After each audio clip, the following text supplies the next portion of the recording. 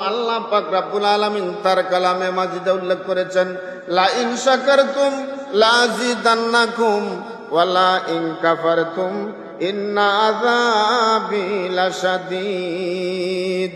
যেই ব্যক্তি আমার শুকর খায়, আমার শুকর পায়, আমার নিয়ামতের শুকর আদায় করে, কমপক্ষে এই কথা বলে আলহামদুলিল্লাহ। যদি আমার কোনো বান্দা বান্দি এই কথা বলে রে, আমার কুদরতি জ্বরের মধ্যে জুস পয়দা হয়ে যায়, জুস পয়দা হয়ে যায়। চিৎকার দিয়া বলেন সুবহানাল্লাহ।